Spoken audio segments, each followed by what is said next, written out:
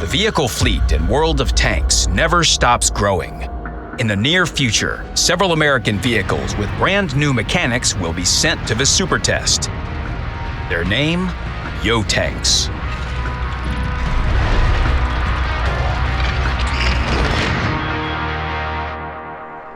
In the 1950s, the American H.L. Yo Company introduced tank concepts with non-standard configurations. Each project had rather unusual shapes. One of the main features of the vehicles was a reserve track that could be used if the main one was destroyed. They were never produced, but each tank was quite feasible, at least as a prototype. It was only a matter of time until such extraordinary vehicles appeared in World of Tanks, and they will be sent for testing very soon. The transition to new vehicles will start from the T1 heavy tank. Overall, the developers plan to add 5 researchable vehicles and 1 Tier 8 premium tank. The first among the newcomers is the Paulack tank. This is a transitional Tier 6 vehicle with no unique mechanics. However, the tank boasts a unique appearance, and it already gives you a taste of the whole branch. It's sort of a mix between a classic heavy tank and a medium tank. It also packs a fast-firing 90mm gun with good elevation and depression angles. The M2Y awaits you at Tier 7. The first tank in the branch with the new Reserve Tracks mechanic. It's similar to the M48 in appearance, but it incorporates many original design ideas. An unusual crew placement meant the front of the turret could be narrowed, thus improving its protection. The following tanks developed this idea. Tier 8, the M3Y. Here, the experimental engineering is even more obvious. The frontal projection of the turret is small thanks to its elongated shape. The front hull design resembles the T110E5. The armor is solid.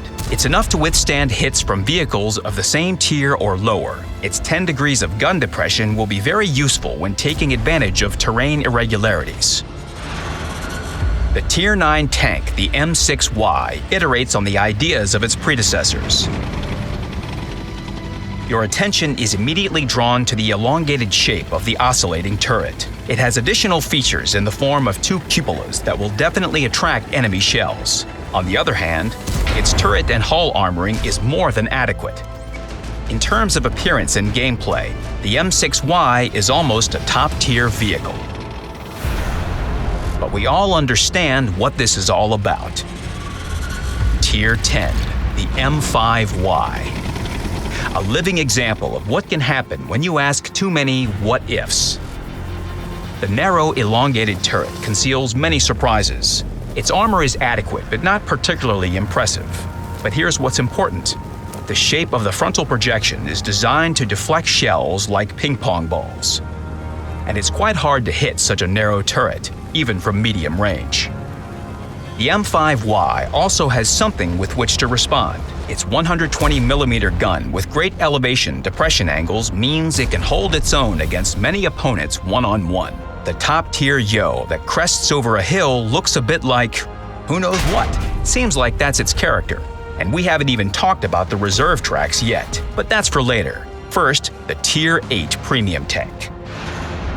Considering the appearance of its researchable brethren, the M4Y actually looks a bit too normal. But this first impression is misleading. The premium is just as non-conformist as the other Yo tanks.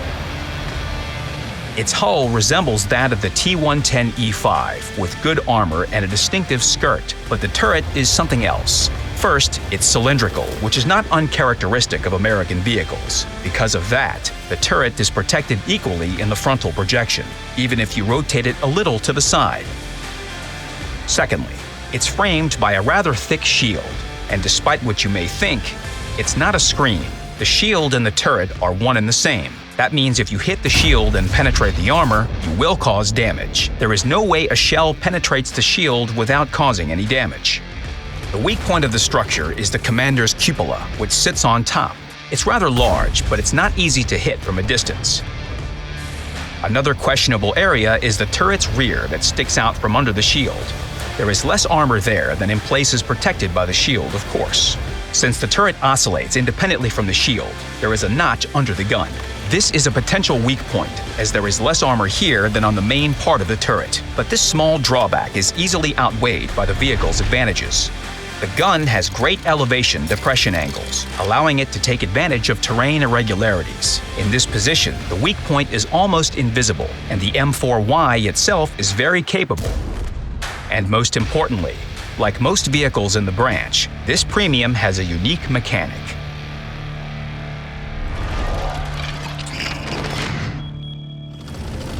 Reserve tracks are a completely fresh take on familiar game mechanics. In battle, it often happens that your track gets destroyed. You repair it, but you then become immobilized right away. As a result, you lose a lot of hit points or even get destroyed. The Yo-tanks are not immune to such an outcome, but they have an ace up their sleeve. Or rather, in their suspension. The new American tanks have a pair of smaller tracks in addition to the main ones. If you look closely at the tank, you can see them on the rear rollers. Those are the reserve tracks. If the front roller gets hit and the main track is destroyed, the vehicle doesn't stop. It can still continue moving. However, its movement speed is reduced a little. The initial super test settings decrease it by 30%. The destroyed track remains on the ground and returns to its place when repaired.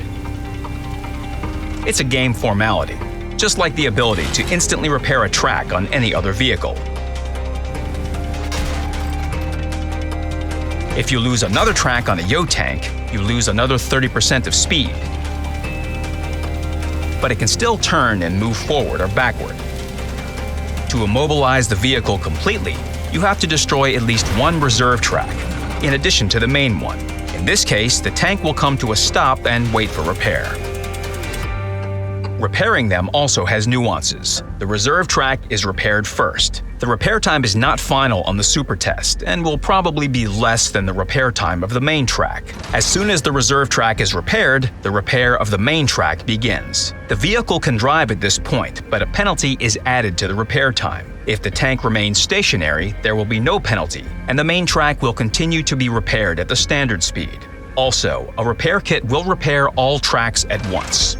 After all of the above, one might think that immobilizing a Yo-tank is an event on its own.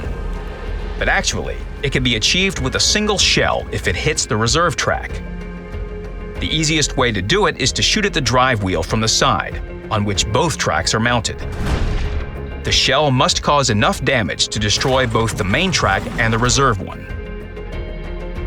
A similar result can be achieved with a precise shot at the idler of the main track, with a subsequent hit to the reserve track. Also, don't forget that splash damage from an artillery HE shell can destroy both tracks without hitting the tank directly. Players should take this into account and try to hide the weak point. Reserve tracks will potentially save you if the enemy decides to focus fire on your suspension.